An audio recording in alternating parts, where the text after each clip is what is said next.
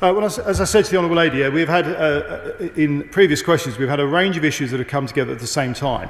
Companies who have made commercial decisions before the deal was secured, before even the protocol was agreed before Christmas, let alone the guidance notes on parcels, and of course the COVID challenges we had. We've had a few issues come together in early January at the same time. On all of those issues, including ensuring the Great Britain businesses are signed up to the Trader Support Scheme and the Movement Advice Scheme, we are in Great Britain to ensure they understand that ability to flow product into Northern Ireland. We are working through that with businesses, but I think all of those businesses and people will continue to ensure and support the fact that the government secured a good deal with the EU. It's just a shame that the Scottish Nationalists decided to vote against it and effectively wanted to see no deal that would have seen real chaos both across Northern Ireland and Scotland. Let's return to Northern Ireland with Gavin Robinson. Gavin Robinson. Thank you very much, Mr. Speaker. And can I thank the Secretary of State for the considered engagement he has had over the last 7 to 10 days on the issue of steel. The Secretary of State knows just how important aerospace is, not only to my constituency of East Belfast, but to the Northern Ireland economy as a whole, with £1.9 billion worth of activity each year. ADS are concerned about the additional tariff which is now being placed on goods considered to be at risk for the aerospace sector. Yet when those goods or the raw materials are brought into Northern Ireland for processing, they can then subsequently leave Northern Ireland tariff-free because of the airworthiness agreement. There is an issue on these raw materials. They are not at risk for onward transit, and I'd be very keen for the Secretary of State to agree this morning that he will engage in this issue as constructively as he has with steel. Secretary of State. Well, I thank the Honourable Gentleman for raising this issue. He has been a strong and passionate supporter and promoter of the sector for the benefit of Northern Ireland for a very long time, and I think everybody can recognise that. Now, he's outlined some of the specific details. We have been very clear that there should not be any tariffs on internal UK trade, and that we will make full use of waivers and reimbursements to minimise the impact on business in any scenario. I will be very happy to engage with the sector directly and with himself and any other colleagues on this particular issue. We have pledged £1.95 billion for aerospace research and development through to 2026, alongside £125 million of grants to be awarded through the Future Flight Challenge. So I think there is an opportunity for the industry, and I'll happily be keen to work with him to ensure that we can deliver on that for the people of Northern Ireland. Let's head across the city to Claire Hannah. Claire Hannah. I want to thank the Secretary of State for his words for Edwin Poots. Certainly everybody here is rooting for the Minister in his battle. Has the Secretary of State given any thought to structures which he can use to engage with the Irish Government on the protocol and other relevant issues now that they're not meeting within EU frameworks? And specifically, does he think the British-Irish Council or the British-Irish Intergovernmental Conference can be used more constructively going forward? Well, I thank the Honourable Lady for her comments on Edwin Poots. When I had a communication with him this morning, he's determined and focused on continuing to do his good work for the people of Northern Ireland and to have a good and full recovery, as I know the Honourable Member for Bexley is as well, and Sidcup. Look, she's absolutely right. There are a range of ways, as she's outlined, that we can continue to engage. We are determined to do so. I know that the Taoiseach is very keen to build, as is the Prime Minister, a good, strong friendship and partnership with our closest neighbours in Ireland. I talk to the Minister Coveney on a regular basis. We also have quad meetings across with the Northern Ireland Executive, myself and Simon Coveney and other ministers where relevant. So we do have a good join up. We are determined to work together to make sure we do that for everybody across both Ireland and all of the United Kingdom. Let's head across to Rob Roberts. Rob Roberts. Thank you. Question 14, sir. Thank you, Mr. Speaker. The Secretary of State and I continue to hold regular discussions with Cabinet colleagues and the devolved administrations on this crucial issue. Although each devolved administration controls its own public health policy, we have been coordinating our responses to COVID, seeking alignment in policy and approach where appropriate to ensure that measures safeguard the health and well-being of the whole United Kingdom. Our commitment is demonstrated through the UK Government's procurement of vaccines and tests on behalf of all parts of the country, working with the devolved administrations to ensure they're deployed fairly across the UK. Rob Roberts. Thank you, Mr. Speaker.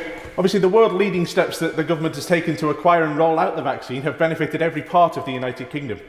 Will my honourable friend confirm that Northern Ireland is benefiting and will continue to benefit from this vaccine rollout, which is only possible if our devolved administrations continue to work together as one union?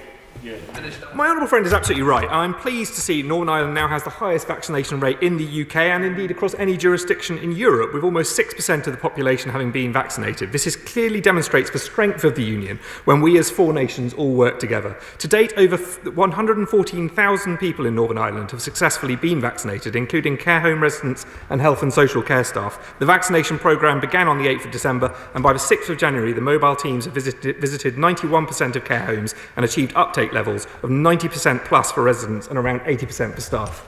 Substantive question to Minister Walker. Thank you, Mr. Speaker. There are a number of important strands to our centenary programme, including historical understanding and engagement and supporting trade and investment, which showcase Northern Ireland's rich potential. We also want to focus on the future, especially Northern Ireland's young people, and will ensure that their voices are heard in the centenary programme. We recently announced £3 million to support this work, including a £1 million shared history fund, supporting the engagement of non-profit organisations across the UK with the centenary. We're continuing to develop these centenary plans and will publish them further over coming months. Sit up to Burnley with Anthony Higginbotham. Anthony Higginbotham. Thank you very much, Mr. Speaker. 2021 marks 100 years since the creation of Northern Ireland, which paved the way for the formation of the United Kingdom as we know it today. In Burnley and Padiham, we are proud unionists and want to share in the celebration of this momentous day. So could my right honourable friend set out what steps he's taking to make sure all parts of the United Kingdom can share in this celebration? My honourable friend raises a really important point. Given the significance of this anniversary, we want to ensure marking the centenary has a lasting legacy both in Northern Ireland and right across the UK. The Shared History Fund will support the engagement of a wide range of arts, heritage, voluntary, community and other non-profit organisations across the whole of the United Kingdom, and we're engaging with departments across government, including the other territorial offices, the Cabinet Office and DCMS, as we continue to drive forward on this and other elements of our centenary programme. Substantive question to the Minister. I recognise the Honourable Lady's work on this important issue and appreciate the engagement we've had on this to date. Regulations have been in place to make provision for safe and lawful access to abortions since the 31st of March 2020. Some service provision has been available now since last April, with over 719 women and girls having been able to access services locally by mid-October last year. We take our moral and legal duties on this matter very seriously and remain disappointed that full abortion services remain to be commissioned by the Department of Health, which would be the most appropriate way to progress the matter. We continue to monitor the situation closely. Heading to Walthamstow with Stella Creasy. Stella Creasy. Thank you, Mr. Speaker. It's a very familiar situation. The Northern Ireland Human Rights Commission and a vulnerable woman have been left with no option but to take the UK government to court to ensure access to abortion at home. Except we are in a different situation because this House voted to require the Secretary of State to uphold these women's rights and ensure they could access abortion at home. With clear evidence, over 100 women have been refused abortions and that they are buying pills online again. Will the Secretary of State and the ministers confirm they will act to uphold UK legislation and save the UK taxpayer court costs and act to intervene now? Well, I can confirm to the Honourable Lady we are continuing to engage with the Minister of Health and his department on commissioning full services and have been since the regulations came into effect, and we remain of the view that this is the most appropriate way to progress the matter. I'm pleased that the Northern Trust was able to resume its services earlier this year, and I'm hopeful that the South Eastern Trust will soon be able to do so as well. The government is, of course, continuing to fund access to services in England, particularly where local access may not be available, and even in the current circumstances, some women and girls have availed of those services. But we are continuing to monitor the situation closely, including considering further legislative action at Westminster at the appropriate time, should it be required. Heading to Bristol with Shadow Minister Karen Smith. Karen Smith. Thank you, Mr. Speaker. Members across this House and indeed the country will be shocked that women are still not able to fully access services, that these services are still not being commissioned, and it is unconscionable that women are travelling against government advice in a pandemic because of a lack of service. Now, I hear what the Minister has said. I welcome his work on this issue. But as my honourable friend Walthamstow has said, we seem to be back here again. Every day is a tragedy for women in Northern Ireland who are having to travel. So can the Minister expand on his comments? What would he consider doing? And crucially, how soon will he act? Well, I recognise the strength of feeling behind what the Honourable Lady says, and it is the right of women and girls in Northern Ireland to access healthcare, including high-quality abortion care in the full range of circumstances set out in regulations. And I believe, as I think she does, that those rights should be the same across the United Kingdom. We are continuing to engage with the Minister of the Health and the Executive on this, and we do believe that this is best progressed by the Executive. But I'd reiterate my comment that we will closely monitor the situation, and we will absolutely consider whether further legislation is required by this House. I think over to Northern Ireland with Stephen Farry. Stephen Farry. Thank you, Mr. Speaker. I'm grateful to the Minister for his recent correspondence on this issue. There is considerable support in Northern Ireland for the change in the law, but unfortunately political games are being played. While it's better that there is local action, can the Minister confirm that he will not let this issue slip on indefinitely, and he will act within a matter of months if there's no action taken by the Northern Ireland Executive? Well, I'm grateful for the Honourable Gentleman's comments, and I recognise that he is one of those who's pressed hard on this issue. We recognise the urgency of this matter, but we also recognise the huge challenges facing the Executive and indeed every part of government related to the COVID situation. We do want to see progress on this issue. We would continue to prefer it to be delivered by the devolved institutions, but as I've said already, we stand ready to act if that progress is not made. Remaining in Northern Ireland with Carla Lockhart. Carla Lockhart. Thank you, Mr. Speaker. It is still a matter of deep regret that the overwhelming view of the people of Northern Ireland in wanting to protect life was and is still disregarded by those in this place. And I take a very contrary view to the member for North Down.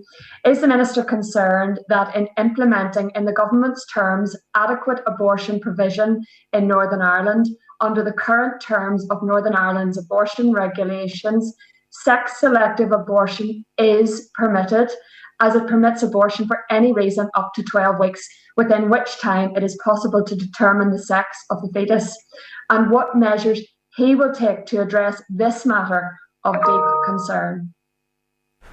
Well, I recognise the Honourable Lady has taken a consistent and firm position on this issue, and the government does take this issue very seriously. This is about protecting the rights of women and girls, and the regulations in Northern Ireland, as you will recognise, do not make any reference to sex-selective abortion, and they follow the same approach as the rest of the UK on this issue. The government publishes an annual analysis on the male-to-female birth ratio for England and Wales to see if there is any evidence of this issue arising. The latest reports show no evidence to indicate that this is an issue in England and Wales. We will continue to report on sex birth ratio, and will work with the Northern Ireland Statistics and Research Agency to consider including Northern Ireland in this analysis in future years. But in the meantime, we will continue to monitor the implementation of the regulations and urge the Executive to move forward with commissioning. Order. Before I call the Prime Minister, may I express on behalf of the House the best wishes to President Biden and Vice President Harris on this, the inauguration day. We now come to questions to the Prime Minister.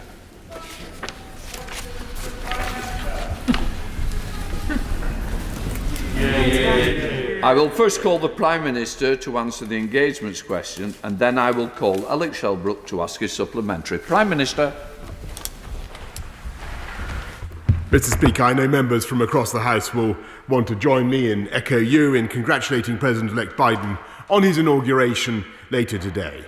As I said when I spoke with him on his election as President, I look forward to working with him and with his new administration, strengthening the partnership between our countries and working on our shared priorities, from tackling climate change, building back better from the pandemic, and strengthening our transatlantic security.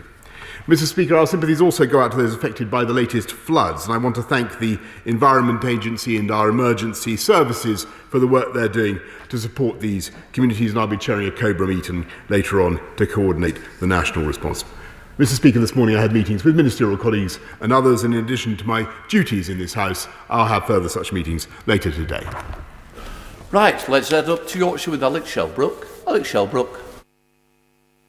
Thank you, Mr. Speaker, and may I start by fully associating myself with all of the Prime Minister's opening comments. Mr. Speaker, will the Prime Minister join me in welcoming the fact that free school meal pupils in Elmet and Rothwell will continue to receive free lunches over the forthcoming school holidays, thanks to the winter grant fund provided to Leeds City Council by this government?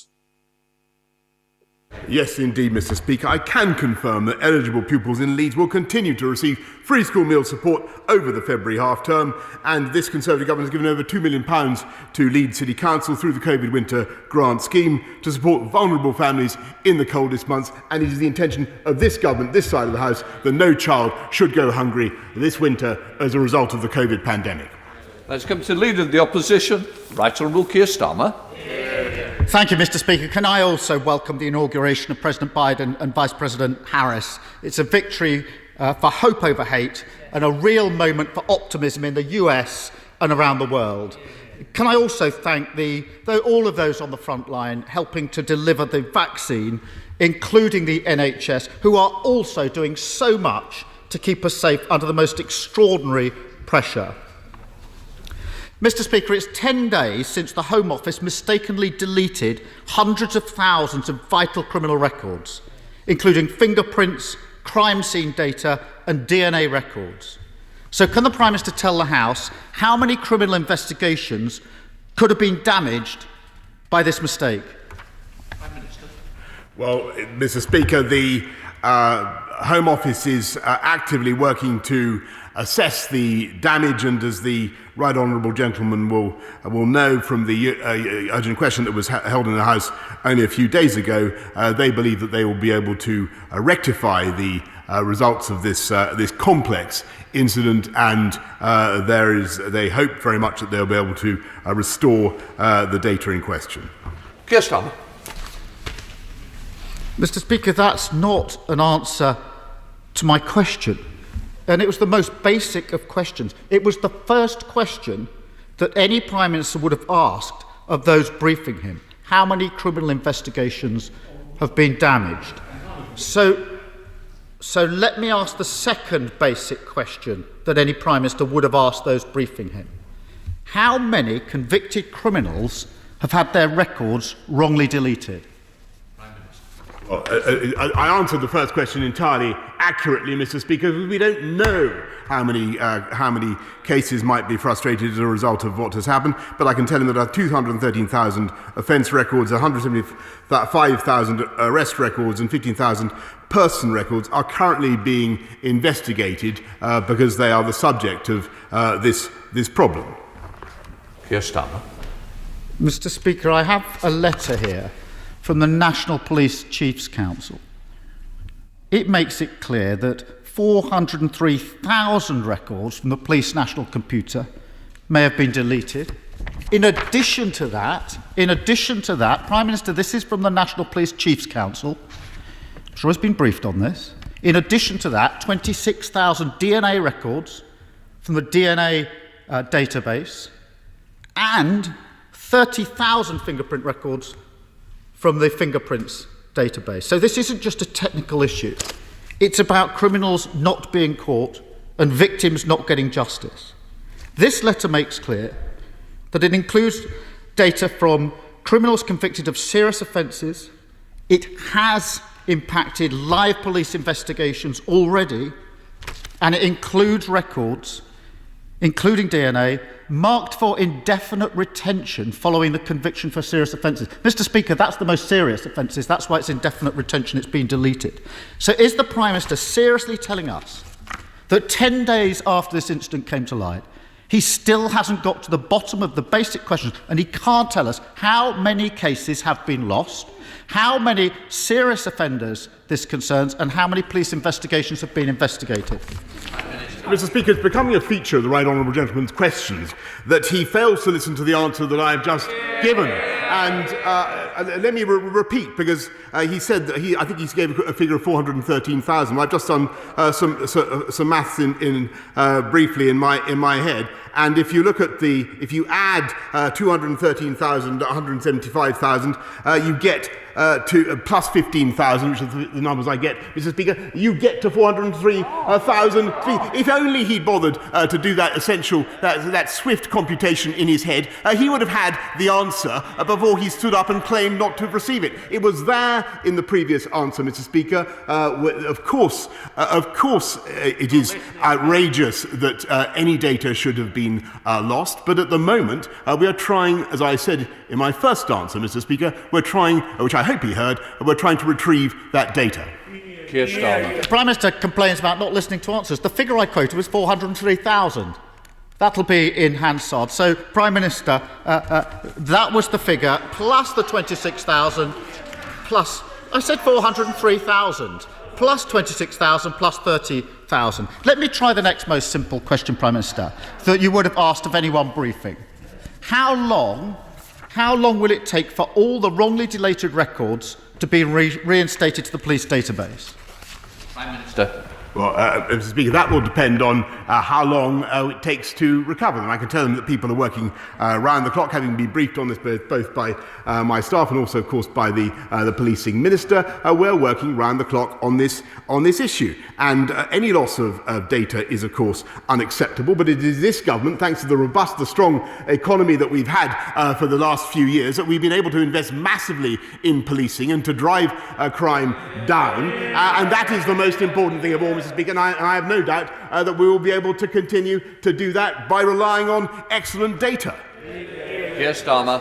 Mr. Speaker, the Home Secretary said that the Home Office was still washing through the data. We don't know where the records are, and they may have to be, if you can believe this, re-entered manually, which will obviously take a long, long time. The letter from the National Police Chiefs Council also makes clear that the obvious place to reinstate from, which is the DNA database or the fingerprint database, have themselves also been compromised. And so his answers needs to be seen in that light. Mr. Speaker, let me turn to another of the Home Secretary's responsibilities. Last night, the Home Secretary told a Conservative Party event that, and these were her words, on should we have closed our borders earlier, the answer is yes. I was an advocate, says the Home Secretary, of closing them last March. Why did the Prime Minister overrule the Home Secretary? Prime Minister.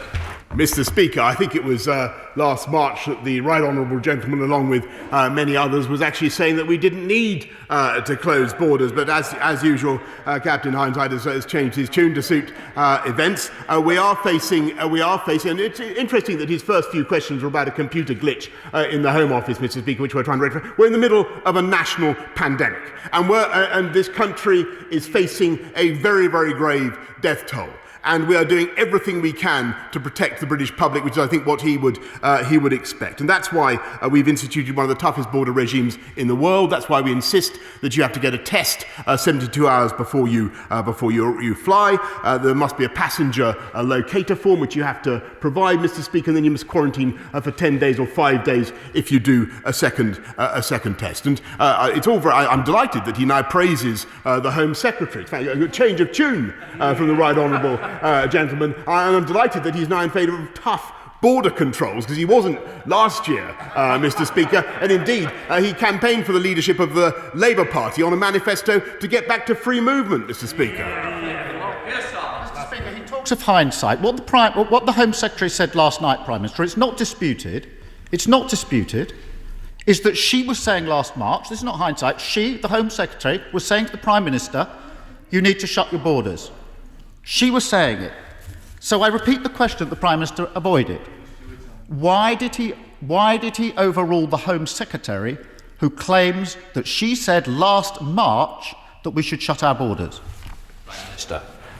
Mr. Speaker, we've instituted one of the toughest border regimes in the world, and it was only last March that he, along with many others in his party, were continuing to support an open border approach. And I must say that the whole experience of listening to the Right Honourable Gentleman over the last few months has really been like listening to a weather vane, watching a weather vane spin round and round depending on where the breezes are blowing. And we're getting on, Mr. Speaker, with tackling this pandemic pandemic through the most practical means that are available to us, rolling out a vaccine programme that has now inoculated 4.2 million people in our country.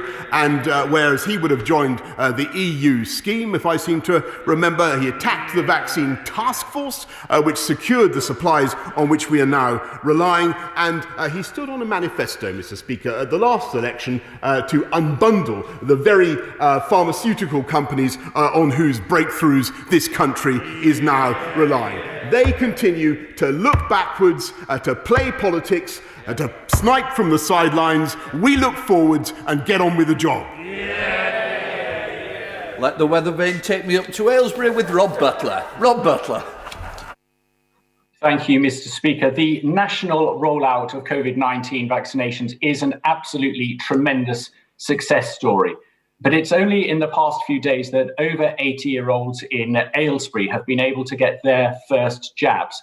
And many of my constituents have contacted me to say they're frustrated and worried that they've been either forgotten or pushed to the back of the queue. So can my right honourable friend assure them that everyone in the Aylesbury area in the most vulnerable groups will be vaccinated by the middle of February?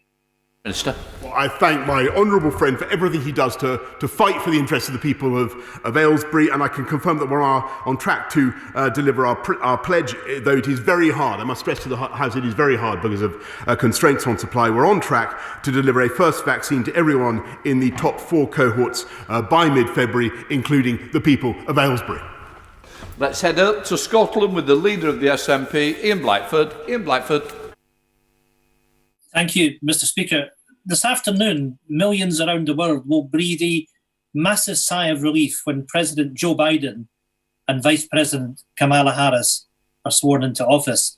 The democratic removal of Donald Trump gives us all hope that better days are ahead of us, that days will be a little bit brighter. Turning the page on the dark chapter of Trump's presidency isn't solely the responsibility of President Joe Biden.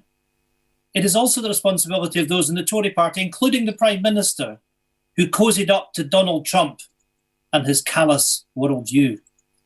Mr. Speaker, this morning, the former Prime Minister, the member for Maidenhead, accused the current Prime Minister of abandoning moral responsibility on the world stage by slashing international aid.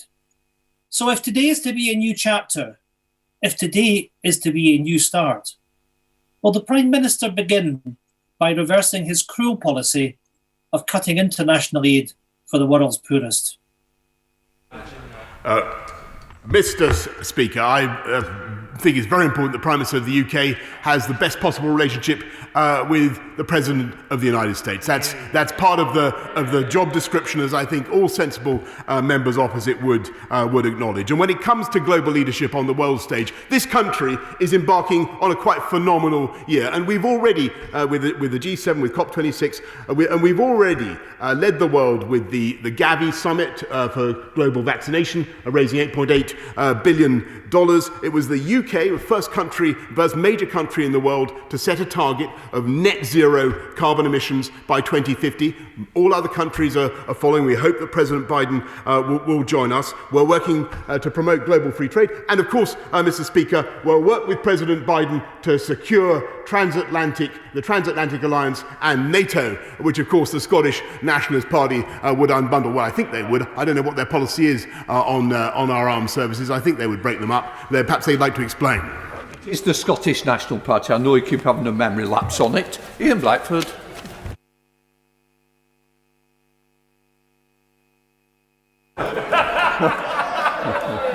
I somehow think we've lost Ian Blackford. We'll come back to him. Nicole Richards.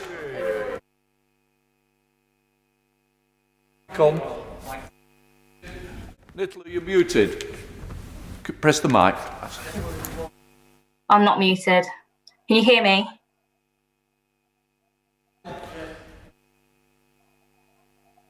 Can you hear me? Yes. Speak. Get the question. The Prime Minister's desperate. Can you hear me? It's not working. We'll now move on. We'll come back. We're now going to move on to Ed Davey. Have we got Ed Davey? Good morning. Good afternoon, Mr. Speaker. Can I add my warmest of welcomes to President Biden and Vice President Harris on their inauguration in Washington today. Mr. Speaker, in answer to my question in July, the Prime Minister promised an independent inquiry into the UK's response to COVID.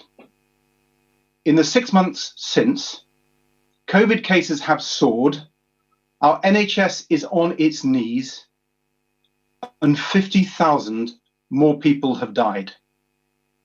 The UK now has one of the highest death rates in the world, higher even than Trump's America.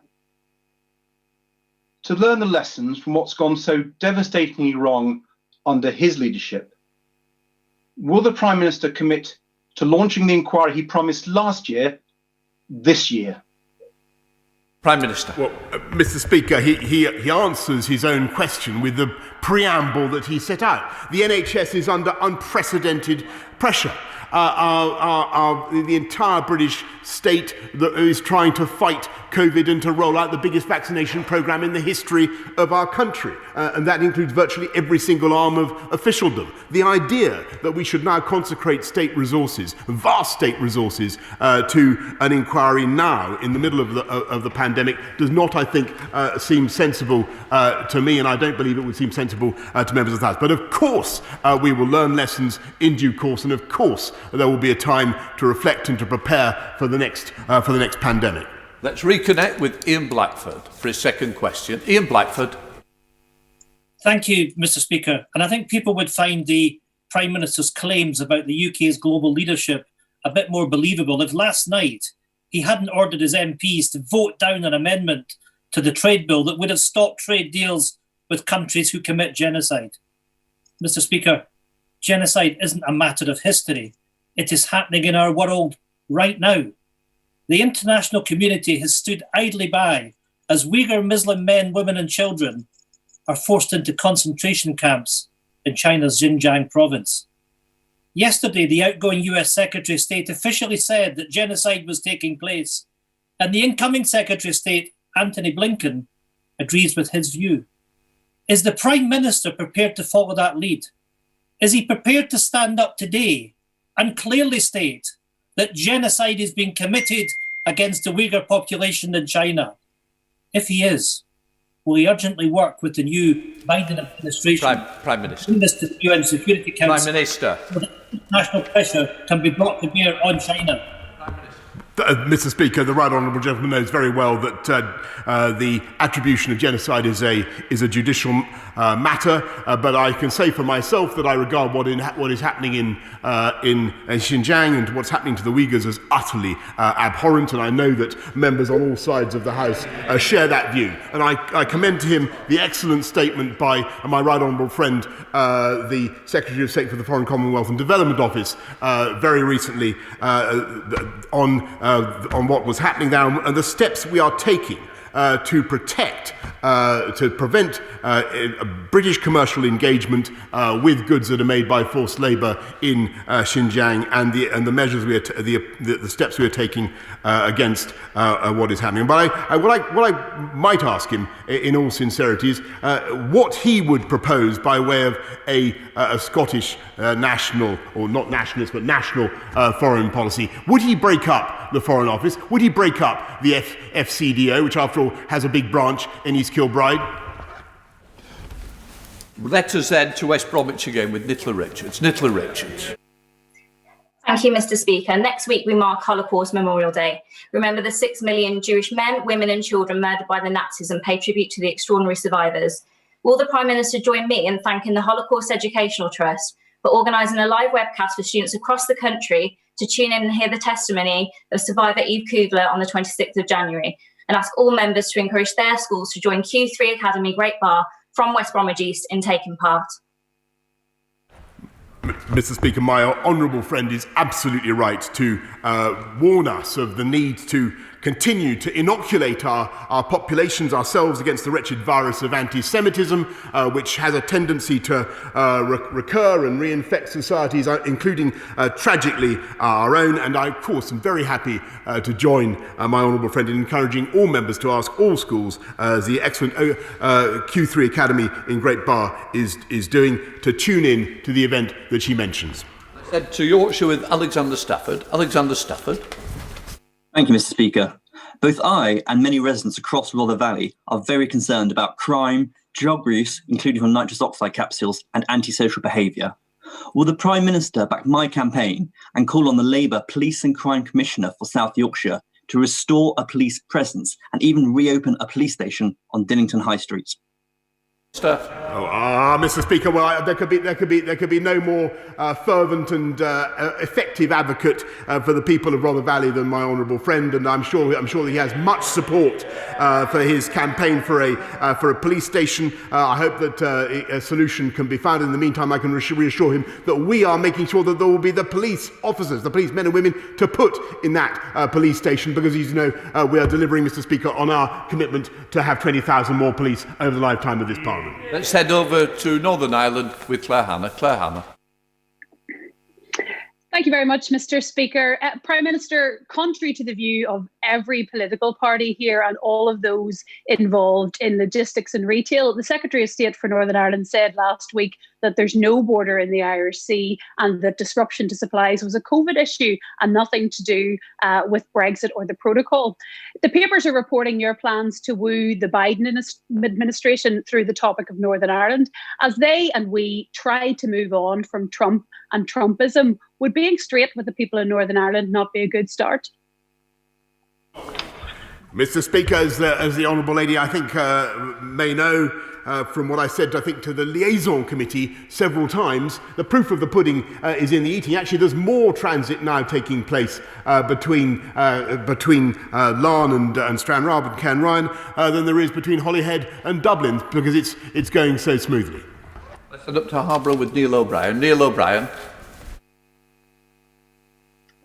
Mr. Speaker, thank you. I'm so sorry. It's excellent that we are leading Europe in vaccinations, and it's excellent that we now have strong health borders. But as the virus bounces around the world, there is a real risk that it will mutate and be able to dodge the vaccines or reduce their efficacy. And there's concerning data from South Africa in that respect. Will the government develop a new rapid pathway to allow the approval of new variations of the vaccines so that we can shut down any new strains quickly? Prime Minister. Yes, indeed. My honourable friend makes an incredibly important point, and we've been talking about that with the scientists over the last days and weeks intensively, just in the last few hours. And we're confident that the MHRA will be in a position to turn around new applications for new variants of vaccines as may be required to deal with new variants of the virus, Mr. Speaker. Let's head up to Lancashire with Rosie Cooper. Rosie Cooper. Thank you very much, Mr. Speaker.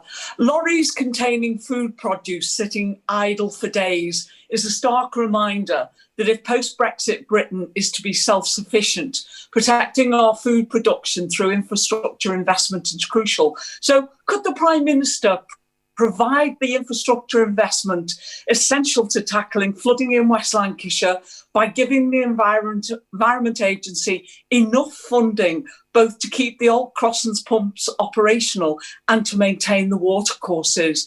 This will be vital to ensure that the rich food-producing lands of West Lancashire, essential to the security of food supplies and our local and national economy, are better defended, as well as protecting Prime Minister, we've got to get through the questions. Prime Minister. Mr. Speaker, I could have heard almost any amount about the rich food producing parts of West Lancashire, because she's entirely right, and we will protect those areas, and she's entirely right to call for flood defences. That's why we put £5.2 billion over 6 years into flood defences, including the Crossons pumping station refurbishment scheme, which the Honourable Lady mentions, which we've invested £5.7 million to protect nearly 4,000 homes. Let's head to Devon with Sir Gary Street. To Sir Gary. Thank you, Mr. Speaker. Mr. Speaker, the South West has an ambitious programme to build back better in both the green and blue sectors, investing in both clean growth and marine high-tech clusters. But to do so, we will need continued investment in our infrastructure. Will my right honourable friend assure us that levelling up does not just involve the north, but every region of the United Kingdom, including the South West? Thank you. Mr. Speaker, the potential of the Southwest, the Greater Southwest, is enormous, and particularly in the areas of green technology, of blue and green technology. And he can be assured that we will be giving massive investment in infrastructure to support that green industrial revolution in the Southwest, as well as in all parts of the UK. Let's head staying in Devon with Ben Bradshaw. Ben Bradshaw. When the Prime Minister told fishermen in the Southwest that they would not face new export barriers or unnecessary form filling, and when he told Britain's musicians and artists they would still be free to tour and work in the rest of the European Union after Brexit, neither of those statements were correct, were they, Prime Minister? Mr. Speaker, it is absolutely true that some British fishermen have faced barriers at the present time owing to complications over form filling, and indeed one of the biggest problems is that, alas, there is a decline in appetite for fish in continental markets just because most of the restaurants, as he knows, are shut. But the reality is that Brexit it will deliver and is delivering a huge uplift in quota already in the next 5 years, Mr. Speaker, and by 2026 the fishing people of this country will have access to all the fish in all the territorial waters of this country, and to get them ready for that El Dorado, Mr. Speaker, we're investing £100 million in improving our boats, our fish processing industry, and getting fishing ready for the opportunities ahead. Sevenoaks, we're going to with Laura Trott. Laura Trott. Thank you, Mr. Speaker. And can I thank the Prime Minister and the Health Secretary for the recent strengthened guidance to allow parents access to neonatal intensive care units whenever they need to in this pandemic. Can the Prime Minister confirm that compliance with this guidance will be monitored? And can he reassure parents once and for all that we know that they are integral to their child's care in hospital and they are not just visitors? Prime Minister. Absolutely, Mr. Speaker. My honourable friend I know that she knows of what she speaks, and she's completely right to say that partners in care should not be, their partners in care, they should not be considered as visitors. That's why the current guidance has been put in place. And yes, Mr. Speaker, we will be monitoring it to ensure that it is observed. Thank you, Mr. Speaker. On the 7th of March of this year, my constituent Nazanin Zaghari-Ratcliffe's unjustified 5-year prison sentence will finally come to an end. Could I ask the Prime Minister what assurances has he had from the Iranian authorities that Nazanin will have her ankle tag removed, that she will get her British passport back, and that she will be allowed to board a flight back to the UK in 45 days' time? I can tell the honourable lady, who I know has campaigned hard and well on behalf of her constituent, and quite rightly, that we're working virtually round the clock to secure the release of all the dual nationals that concern us in Tehran, and without going into the details of the cases, which, as she knows, are complex, we're doing everything we can to secure the what we regard as the completely unjustified detention in Tehran of Nazanin Zaghari-Ratcliffe, though, as she knows, she is now out on furlough, admittedly in the conditions that she describes. Let's head up to Yorkshire with Jason McCartney. Jason McCartney. Thank you, Mr. Speaker. With Yorkshire leading the way in the vaccine rollout, does the Prime Minister agree that once we've vaccinated the most vulnerable, the elderly, and our wonderful health and social care workers, we should then look at prioritising vaccinating police officers, emergency service workers, carers, teachers, nursery staff, and all those whose essential daily work brings them into contact with other people? Mr. Speaker, my honourable friend is a great advocate for his constituents in Coal Valley, and I much enjoy my exchanges with him, and I can thank him for what he's saying about those groups. We must rely on what the JCVI has to say, the priorities that the experts have decided. But of course, we want to see those groups that he mentions vaccinated as soon as possible. I'm very pleased that in spite of all the difficulties in supply, last week we gave 1.5 million people their first dose, Mr. Speaker, up 500,000 on the week before. Let's head up to Scotland with Stuart C. MacDonald. Stuart C. MacDonald. Mr. Speaker, when we praise our social care workers for their immense response to the pandemic, that includes over 100,000 care workers from the EU. But new research from the Joint Council for the Welfare of Immigrants shows many of them don't know anything about the Prime Minister's EU settlement scheme, and many more don't know that they must apply by the end of June. So we could see thousands of essential care workers and possibly hundreds of thousands of valued EU nationals losing their rights to live and work here overnight on 1st of July.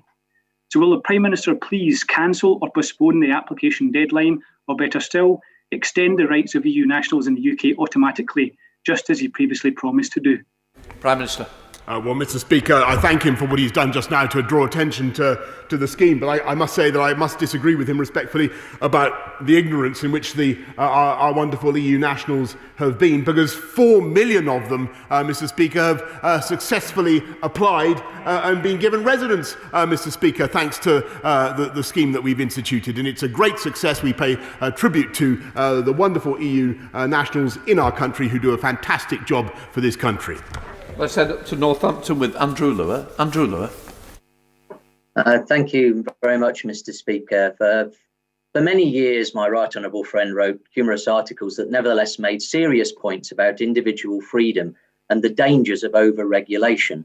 The Department of Health and Social Care is currently consulting on how to increase regulations on food advertising significantly.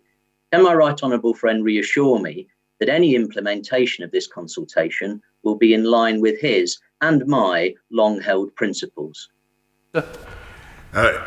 Indeed, Mr. Speaker, I remain a champion of liberty in all its aspects, but I'm also the living embodiment of the risks of obesity, Mr. Speaker. And there's no question that it is a comorbidity factor in the pandemic, and I think that's something that the people of this country understand, and they understand that it is all of our individual responsibility to do what we can to get healthy, to stay healthy, because that's one of the ways, Mr. Speaker, we can all help protect our NHS. Let's head to Poplar with Apsana Begum. Apsana. Doctors, researchers, experts, campaigners and my constituents, of whom just under two-thirds are from BAME backgrounds, including a large Bangladeshi population, have all observed the COVID-19 pandemic disproportionately affecting BAME communities. The Royal College of GPs have even requested these communities be prioritised for vaccine rollout. Will the Prime Minister finally recognise that this disparity is as a result of structural racism, and can he outline what his government are doing to address this issue? She makes, I don't agree with her last point, but she makes a very important point about the need to reach hard to reach groups in society, and that's why it's so important that the vaccine rollout is not just conducted by the NHS and the army and pharmacists and volunteers, but in coordination with local government at all levels, because it is local government that will know where we need to go, as I'm sure she would understand, to make sure that we reach those groups who we must vaccinate and who may be a little bit vaccine hesitant, as the jargon has it. Well, I said to Stafford with Theo Clark. Theo Clark. Thank you, Mr. Speaker. Over the last week, there has been yet again very significant flooding in Stafford. Unfortunately, my constituents in Penkridge, Central Stafford and Bishopswood are regularly experiencing the disruption and distress that flooding causes. So will my right honourable friend commit my campaign to establish a flood control centre in Stafford that residents can call directly, which will provide 24/7 assistance for my constituents affected by flooding? Minister. every sympathy for the residents of Stafford who've been affected by flooding, as with everybody who's been affected by flooding in the latest bout. And what I can say to my honourable friend is that the Environment Agency is working hand in glove with her local authority and other partners to find a particular solution to the flooding in Sandon Road and Sandyford Brook. Let's head up to Thamesmead with Abena Apong Asari.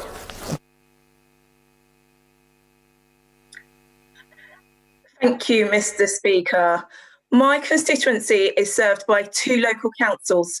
Recently, Bexley has taken emergency action to shed hundreds of jobs, while Greenwich needs to make 20 million of cuts in their upcoming budget.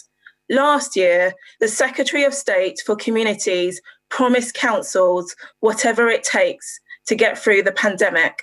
So why, instead, is the Prime Minister dropping a council tax bombshell and asking my constituents to pay for his promises? Prime Minister. Mr. Speaker, the last time I looked, Bexley was a Conservative council and Greenwich was Labour, which may explain part of the problem. But the reality is that we're supporting every council. We've supported with £4.6 billion of support for local government so far during the pandemic. I think that when she raises council tax, perhaps she could have a word with her friend, the Mayor of London, who's threatening to put up his council tax by 10%, Mr. Speaker. Our final question is from Cornwall with Derek Thomas. Derek Thomas. Thank you, Mr. Speaker.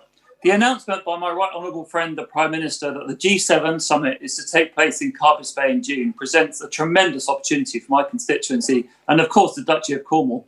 Firstly, can I thank the Prime Minister for this? And can I ask whether he shares my belief that the G7 summit offers a perfect opportunity to secure a global commitment to embrace and accelerate our ambitious low-carbon industrial revolution? Minister.